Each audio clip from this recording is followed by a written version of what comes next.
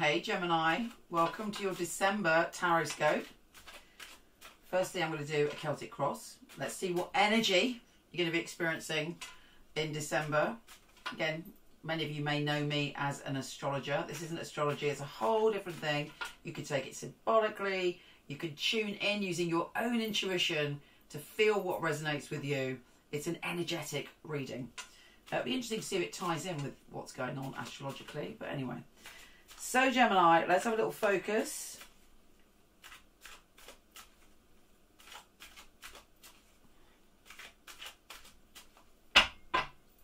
Gemini, December.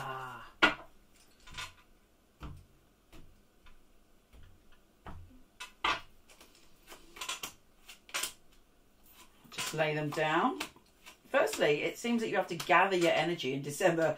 Maybe you've had a tough year, maybe you feel like, oh, I'm exhausted and I just need to recover. And it's like you're reflecting on what your next dream is, or even what your dreams are now. Sometimes as humans, we have a dream, like we might have a dream for years, and we're like, go after that dream in quite a blinkered way, thinking that is what I want. But, you know, there's a possibility that you might find a new dream in December. You might be surprised by the fact that there's something else out there for you. Something that you didn't think of, or a new direction for you. But it's important to choose wisely. Gemini's being mercurial. Sometimes you go, yeah, I want this, I want that, I want this, I want that. And it's like the art of honing your focus in December and going, right, I'm going to be totally focused like an arrow and go towards one thing or three things, but not 100 things. Yeah, you seem to be... I'm getting... this is your central card. The sense of you need to recover and heal and sleep and rest and nurture yourself.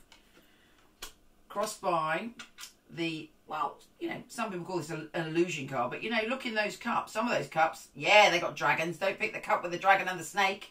Or maybe the dragon, but not the snake. But it's about finding your dream, finding the right dream for you. And it's almost like... You know, you're resting going, oh, you know, what do I want for this next phase of my life?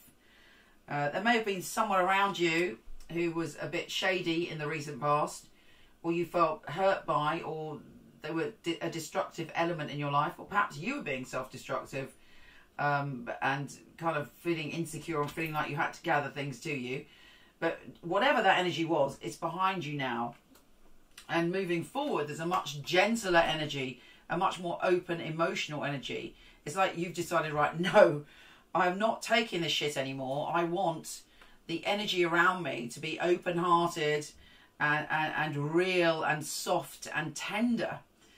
And it's a funny old thing. Once we make that decision, like enough, it's almost as if the cosmos conspires to help us find what we need. And you've got to that point. You're in the point of grieving, letting go. So whatever you have been grieving and letting go of, it's been hard, and it may still be hard for a bit of December, but you're ready for a more open-hearted experience in life. And you may meet people or a particular person that has that sort of gentle love that kind of wakes you up again.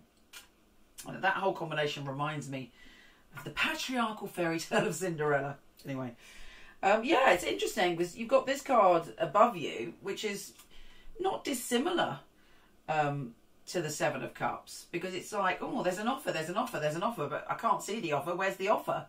So some of that energy may be around you initially, but it's there.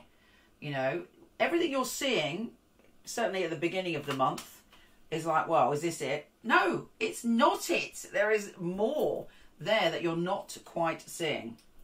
Although, you know, you are standing in your power, you are feeling a bit better. You may be around someone, actually, that's successful, whatever that means to you. It doesn't have to mean about money. Successful as a human, successful as a being, not necessarily successful as in rich, because, you know, these two are separate issues.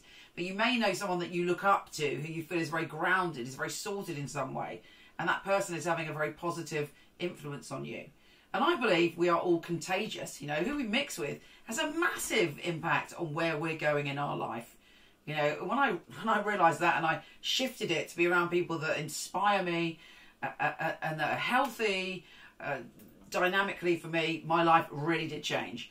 So it looks like you're on the right setting with that. Yes, there's an upheaval around, and it could even be that two people you know are splitting up, or you've been through a split up, and that's often quite difficult, particularly if that happens in December, when we have a tower-like experience, because it's like, December's supposed to be calm, it's the end of the year, what the hell?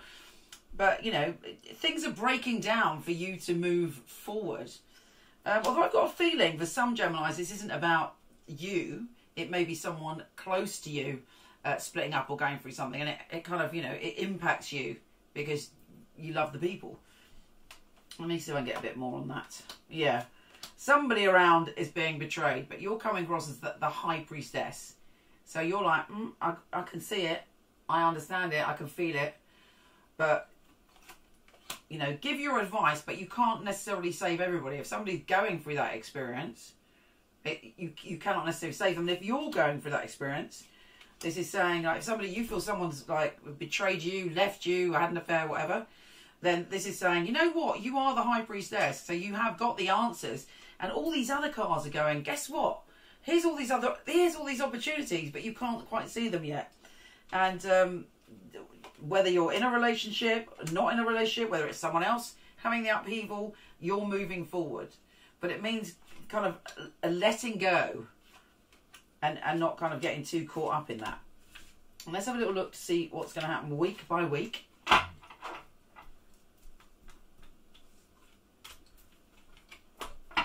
Do let me know if you want me to keep doing these, actually, because I've got to make a decision about it.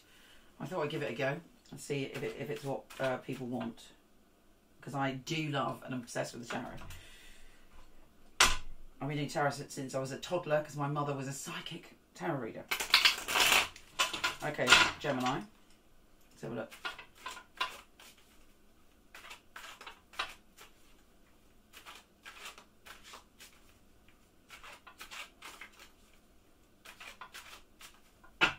Gemini.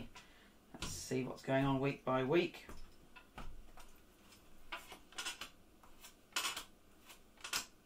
Oh, there's some really good new friendships coming to you in the first week. Two of Cups, Eight of Pentacles, Ace of Cups. We always like a bit of Ace of Cups action going on in our reading. It could be that you meet a new friend at work, or that you're kind of mixing with someone and they're supporting you when it comes to what you want to do career-wise. But there's a meeting of minds, like a soulmate connection. And that doesn't have to be a lover, it can be a friend, but it's someone who gets you. It's equal energy, it's sharing. You know, and when we find those people that get us and resonate with us, all of our energy is boosted. So that's really positive. Someone's making you an offer in the second week, or there's sort of discussions for you, but there seems to be some upheaval about it. And again, I don't necessarily feel it could be you, but I'm feeling it's more to do with someone bringing that energy in rather than you experiencing it. Maybe it's someone close to you who's going for a crisis. Maybe it's somebody offering you something and you know that it's going to cause a massive crisis in your life. Let's say you're in a relationship and someone comes along and they you know, you fall in love, but you're in a relationship. You know that if you pursue that, that's going to create the Tower. It's going to create a destabilizing effect. But whatever that kind of upheaval is, I always say to people, if the Tower ever comes up, guess what follows the Tower? The Star, which is all about inspiration, healing and happiness. So you've got, anyway, either way, after the Tower, you've got the Nine of Pentacles again. You're solid enough to deal with making choices and changing and shifting things without your whole life being destroyed. You know, so there can be sort of upheaval, but you move on very quickly because you're much more grounded these days. Lots of decisions to be made about passion and your emotional relationships. Because again, we've got the Lovers, and then we've got the Knight of Wands, and we've got the Five of Pentacles in week 3. So, you know, a choice about what you want from love. Now, if you're single, it may be you deciding what you want in the future. Do you want a lover? Do you not want a lover? Do you want one lover, 2 lovers, 3 lovers? Do you want a committed relationship? You know, what do you want? If you're in a relationship and the relationship's a bit rocky, it could be that you meet someone who lights your fire and you're like, you know, I love this. But again, is it going to cause complications?